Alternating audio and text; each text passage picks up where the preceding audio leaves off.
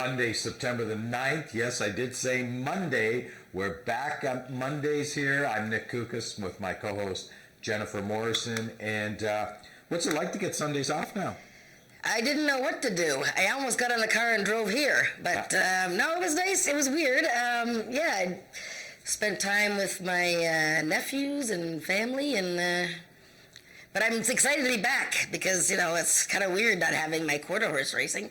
I knew what to do yesterday. I watched football and tennis, so right. It was a great weekend. I'll tell you, my Buffalo Bills were down 16-0, came back and won 17-16. Everybody's excited about the Bills. Oh, the Bills, and what a tennis match over this weekend with Bianca winning the women's event, and then of course that match last night, that men's match last night was That's amazing. Right. Yeah, just absolutely amazing. Amazing that tennis is suddenly back in the headlines again. I mean, I used to watch it. I better not say what players I used to watch because then people will know how old I am. There you go.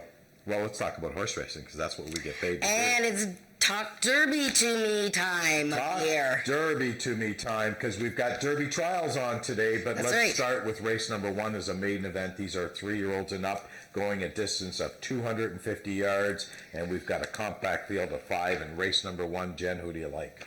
Well, I mean, we just talked about this a few minutes ago, and I changed my mind twice. And I might have made I don't know, I think I picked the wrong horse, but you never know. I went against probably the probable favorite here. I picked Phil Jefferson. I liked the way he ran first time out. I thought it was just an incredible debut. He broke slowly and then barged his way through and finished second. And then last time he was second to a filly that was never going to get beat that day. So I like Phil Jefferson, but obviously Trey on Fire, who gets off the rail, which I think is pretty good for him, and drops out of a Derby Stakes race, right, is logical. I mean, that's who you picked? That's obviously who I picked. It looked like a standout on form to me. Mind you, Phil Jefferson has run 2 real good races coming out of the Paul Garrison barn. He's looking for his first winner of the year, and so is Max Bedell. And I really like Max. I mean, if Max beats me in here, I'd be pretty happy for the 2. Let's move on to race number 2. It's the Derby Trials. We have 2 Derby Trials on tap today. This is a purse of $12,800. Start of our pick 3, our first pick 3 on today's card. And there's some nice horses in here. 400 yards, I think, is the key here. You've got to handicap for horses that go 400 yards. I went to the 6 horse, Spy for the Senate, because this horse has run 7 times at the distance with 3 wins in 2 seconds. Yeah, he was our top 2-year-old at Ajax Downs last year. He was on the road in the States for most of this season and came back and had a primer here and got up to win over some older horses. And one of the horses that he beat that day was, he was heavily favored. One of the horses he beat that day was the one horse, Chicks Dig My Money Bags, and I'm willing to give Chicks Dig My Money Bags another shot here, and possible, we never know, a possible upsetter. Let's look at the race that Spy for the Senate and Chicks Dig My Money Bags were both in last time. It was August 18th in the 3rd race, and Chicks Dig My Money Bags, who is a gray horse in yellow silks, was in the 4-post, and Spy for the Senate was in the 5-post. And as soon as my boys can get that all set up, we will take a look at that replay. And what you'll notice is I'm going to show you how Chicks Dig My Money Bags, where it says that he was bumped at the start, it was a little bit more than that throughout the race. Let's watch the 4 and 5. The 4 is Chicks Dig My Money Bags. The 5, Spy for the Senate. So a little bit of jostling there, a couple of little jostles. That's the older horse, Firing Red Jess. Knocks him off onto his wrong lead. Okay, so that's fine. Probably not going to win here, but let's see if he can get back in the race. Uh-oh. His hole closed up, and then he was steadied for the rest of the way. So that was pretty much a throw-out race. He just got sort of roughed up at the beginning.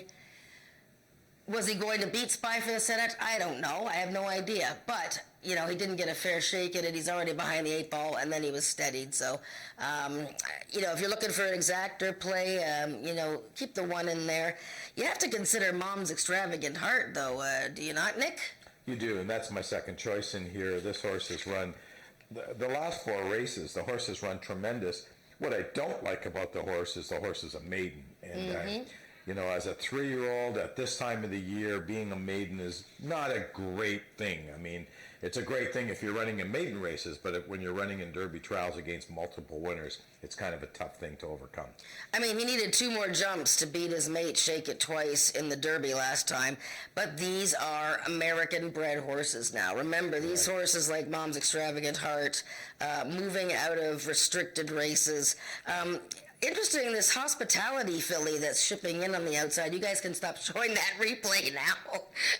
Hospitality, this filly coming in from Matt Fraser's barn to Greg Watson, just got beat a zap in June in this trial. Never made it to the final, but the horse that won that trial over her came back to win the final with a 91. And this is a half-sister to a horse that won $600,000, Favorite Cartel. Be very interesting to watch Hospitality to see if she makes it into the final from this first trial. I just want to mention we do have a new rider here today. Jermaine Rodriguez is in the saddle for Summerhill Cartel, makes his debut at Ajax. Yes. Don't know anything about him, but we'll find out Hasn't today. ridden that much. Only ridden for a couple of years and won, some races, but looks like a younger rider, I think. Okay, race number 3 is a Derby, the second Derby trial on today's card, and boy, we've got some nice horses in here. I do like a 5-bar Fandango, obviously, a very consistent horse. However, my concern is 2 starts at this distance, never hit the board. Yeah, well, the first thing about this race is, unfortunately, the scratch of the 7, Shake It Twice. Really unfortunate that she got sick, and she won the Ontario bred or sire Derby, and 3 in a row. But I really wanted to see the matchup there with She's Sizzling, but unfortunately she's out. So, yeah, I'm going to show you the race that She's Sizzling is going to be the big favorite in here, okay? She's Sizzling is going to be the big favorite. She's back from the States. We'll talk about that in a minute. But she won the Ontario bred Derby in June over Shake It Twice and 5-bar Fandango. So let's watch how that race went. That was only 300 yards. Remember, these are 400 yards. So let's watch. She's number 5, or she's in the 5 post, sorry. So she's number 6. She's Sizzling. And 5-bar Fandango is number 2.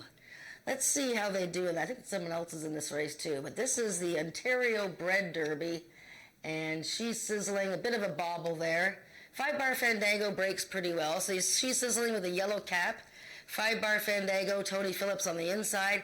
These two are going to charge hard. Shake It Twice is on the outside, but She's Sizzling, very good horse. This is a very good horse, and I think 5-bar Fandango certainly rates a look. She's not far off in her races, but, She's Sizzling went and won a trial in August for a restricted stakes. It was for sales horses, and then she got really pooped out in the final when she didn't have a good start at all. But the second place finisher has really come back to run well, this Valentine, W.R. Valentine horse. I think She's Sizzling, it's her race to lose. But yeah, I would give consideration to 5-bar Fandango. You have to look at the distance, though. You're right. I think she's got good closing power, though. I think that, her 2 400-yard races were as a 2-year-old, and both she had trouble lines, so, incorporate that. Did the horse not run well at 400 yards because it had trouble, or did it not run to 400 yards well because it was running out of gas at the end? We'll find out today. Race number 4 is an allowance race. These are Ontario sire 3-year-olds and up, which have never won 3 races lifetime. Field of 5. I went with the 5. Moon's on my PJs. Yeah, he's logical for sure. He drops from an open speed index race to an Ontario sired condition race, and 2 starts back, that's what he ran in, and he was second. Was the race last time too short for him when he didn't really run all that well 2 weeks ago? I don't know. I mean, I was kind of disappointed the way he ran. I guess a lot of people were. He was even money. I'm looking at Perry Funny Steven here. I thought he bobbled at the start last time. Just a little bobble. It was the Derby, one of the Ontario Sire Derbies, and Shake It Twice won over Mom's Extravagant Heart. He bobbled, but still broke on top and led late. And before that, in the trial, he'd gotten beat ahead to Shake It Twice with Slingin' Pistol Annie third, who would come back to win. So, I kind of like this 3-year-old. I mean, I know he's running against older horses, but I think he's sitting on another win. You have to mention the little Miss Muffet here, don't you? Yeah, the mouse horse. But the mouse horse, I think 350 is really not a little bit beyond her scope. She's really good at going 250, even up to 300. But once you get over 300, I mean, she really struggles with getting the distance. I went to the 3-horse bending over. This horse broke really bad last time, so just completely forget that race. We're going 350. This horse is 6 for 7 going 350. And also, Reagan Knowles, who gets first call out of the Joe Tavares barn, chose bending over the 2. That was important to me. Yeah, you know what? And I've been burned on those picks before, you know, Right. and yeah, I mean, he threw his head last time and lost all chance, so yeah, this could be a Joe Tavares battle to the wire here. I'm leaning towards Perry Funny Steven, though. But we'll see who comes out on top there. Okay, race number 5 is the start of our pick 4 today, and also an Ontario Sire race for 3-year-olds and up, which have never won 4 races lifetime. 3:30 the distance, and this is I think a 2-horse race between Queen's Award and Chili Pepper. Well, I picked those horses 2nd and 3rd. There you go. So I'm going to surprise you here. I think I switch. Yeah, I've been thinking out of the box here, I think, when I did these selections. But, I mean, okay, so Chili Pepper, I Got Your Back, those 2 horses there, and Mr. Pole Express, all dropping down back into Ontario sired races. Chili Pepper running hard all year, super record this season, and meeting fellow Ontario breds. Queen's Award is about as fast as it gets. I was wondering about the distance for Queen's Award. Yeah. I mean, she won very easily quick. 2 weeks ago, but that was 250. Right. She's very quick. I think Chili Pepper's going to be on her butt.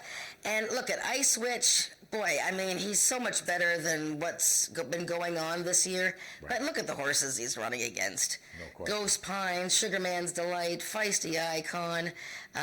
He really ran well last time. You know, I'm not big on him getting the rail post, but he has won from the rail last September. So maybe a year later, he's going to win from the rail again. So Ice Witch is my slight selection in that race. Race number 6 is a speed index race. These are 3-year-olds and up with an average of 90 and under, 300 yards the distance. And another interesting race, although we got a field of 5 in here, it was really hard for me to pick between the 1 Ice and Snow and the 3 Cool Dash and Babe. Yeah, I went with Cool Dash and Babe. I thought her last race was really good. She broke fast and actually had quite a big lead there early in the race from the rail post, then was just inhaled by this Cartel's gal. She hasn't won in quite a while, Cool Dash and Babe, but, you know, she's looking like she's getting closer to a victory. Regan Knowles riding. Interesting change of owner and trainer here for the bottom horse. Smokin' Gun has been sold privately to James Bogar from the Greg Watson barn, and he's overdue for a big effort. I wasn't sure about Ice and Snow. 8 starts this year, getting pretty deep into the season. I don't know. He was in a 4-horse photo last time and came out 4th. So I'm not overly big on his chances, but maybe for the trifecta, I guess. Yeah, you got to pick someone. Let's move on to race number 7. This is another speed index race, 80 and under the number, 300 yards of distance.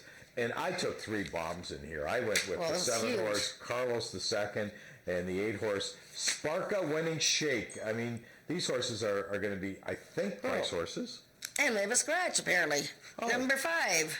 The 5 Special Corona Wave is scratched. Scratched. Well, didn't affect my picks because I went 7, 8, 6.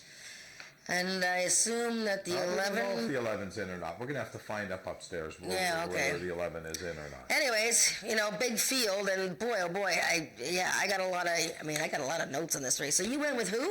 I went with the 7-horse Carlos II. I can't remember who I picked, and I didn't write it down, so hopefully... I picked the 4-horse. But let's talk about Carlos II, because I did pick him second. Carlos is second. No. Look, the gate is his problem. The gate has been his problem all year. I mean, this guy has ability. There's no question. Yeah. He really closed strongly last time. Ismael Mascara rode him. Before that, Serapio Figueroa. Before that, Shanley Jackson. Before that, Eddie Walton, Brian Bell. I mean, whatever. I mean, he has a different jockey all the time. Today it's Oscar Andrade's in town. I mean, the horse just needs to come out of the gate, you know, in a more prompter manner. But he has won a race this season, and he is capable. Look, there's 5 horses coming out of the Ray of Fire race. I thought Ray of Fire, I thought the fans were really smart last time. They were all over Ray of Fire. She was only 7-2. And I don't know, I missed the boat that day. And she had a long stride. She finished full of run, and I think she can win again. But, you know, I mean, anything can happen here. The one horse, Caraway's Jet Moon, was second to Ray of Fire, and she was very fractious in the gate before that started. I mean, very fractious. And she finished very, very well once she got her stuff all together and got calm. Won't Back Down has had nothing but trouble all season long in a light campaign. And she comes out of a race where 2 horses have come back to win, and I think she's got a big chance, Won't Back Down. So I think you're on the right track with Carlos II. I like Ray of Fire and Won't Back Down filling it in. I'd be interested to see if this cool little prize draws in, but she's been off for a while, and okay, now we're on the 8th race, apparently. So. Oh, I'm moving on. We got 10 races. Yeah, okay, let's go. All right. Race number 8 is an allowance race. These are Ontario Sire 3-year-olds and up, which have never won 2 races lifetime. And I think there's a cinch in the race. I like Royal Hat Trick. I just don't think that this mare is going to get beat today. Well, that's what I thought last time. And she's been heavily favored 3 races in a row. Usain Colt. Yeah, she also got beat to a fancy arrangement. Yeah. Who's beside her? Yeah, but that fancy arrangement was outside of her that time. Oh, very interesting. Yeah, so it's interesting that we picked it that way. That's right. No, I believe I picked Royal Hat Trick. I loved her last time. I think you're right. Circumstances didn't, help her out. But I think it's a 2-horse race. I picked fancy arrangement. Look at that. I wonder what day where was I when I was doing these picks? All right, 2 and 3 anyways. I think that's all you need for the pick 4. That's it. Just by the way, before we move on to the 9th race, I've just been told from upstairs that back in the 7th race, the 5-horse Special Corona Wave has not been scratched. So the horse is in the race, and the 11-horse is out. Moving on to race number 9, QRI Distance Series, 400 yards. Yikes. $19,000 up for grabs. And I went with a horse that I think stands out a little bit here, Maryland Magic. Well, kind of a fascinating turn of events here in this distance series. Maryland Magic and AJ Chicken 15, the little filly, both owned by Milena Fitchin, both trained by Jason Pascoe, both ran a week ago against Country Boy, and one wiped out the other. And that was Shanley Jackson. That's not good teamwork. Shanley Jackson had a very rough week last week. He had 2 disqualifications. So he was riding AJ Chicken 15, and she wiped out Maryland Magic.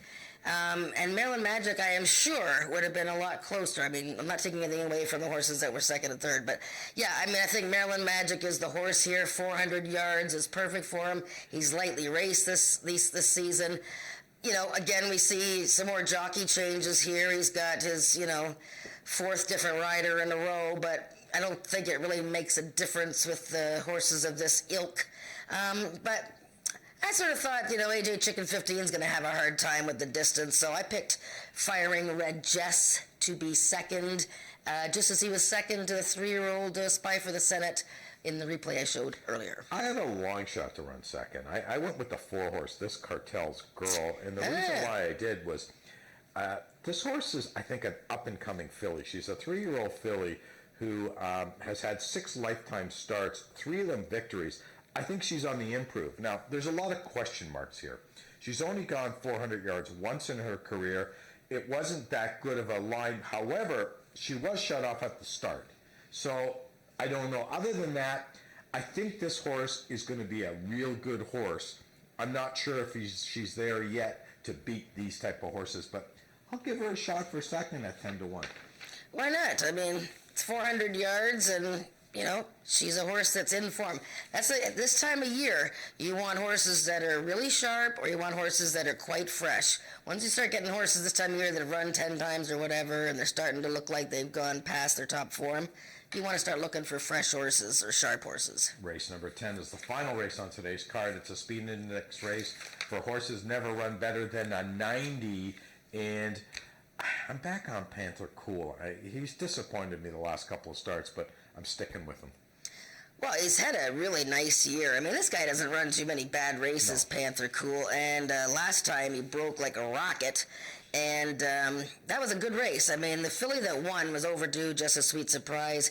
Right. He led late. You know, I think Icon was flying at the end, and she didn't really have that all as sharp a start. She's not one to break all that quickly on most days. So I think it's between the 2 and 3. I picked the 2 and 3, I think. Yeah, we did it again, so we're swapped again. But yeah, those are the 2 horses that I think are in the race. I mean, Chicken Pink is very quick out of the gate, but she was a little bit sluggish last time, and I'm not sure that maybe she might be just not ready to come back into form yet. So I agree. 2-3, 3-2.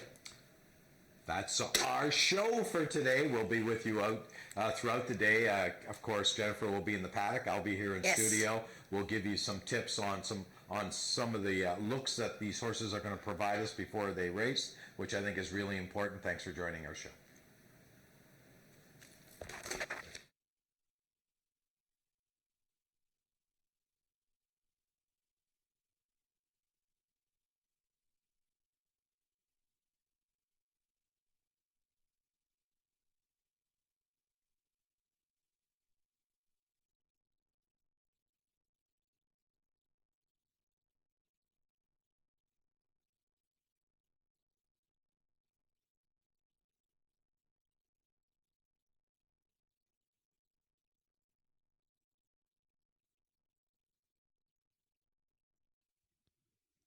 Ladies and gentlemen, good afternoon and welcome to Ajax Downs on our first Monday card of live racing, the first of 7 races, 7 cards on our Monday afternoons.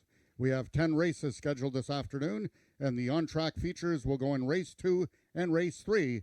They are the trial runs of the Alex Peacock Memorial Derby for 3-year-olds to be contested in 2 weeks this afternoon, the top 10 running for one of the richest quarter horse races run in Canada.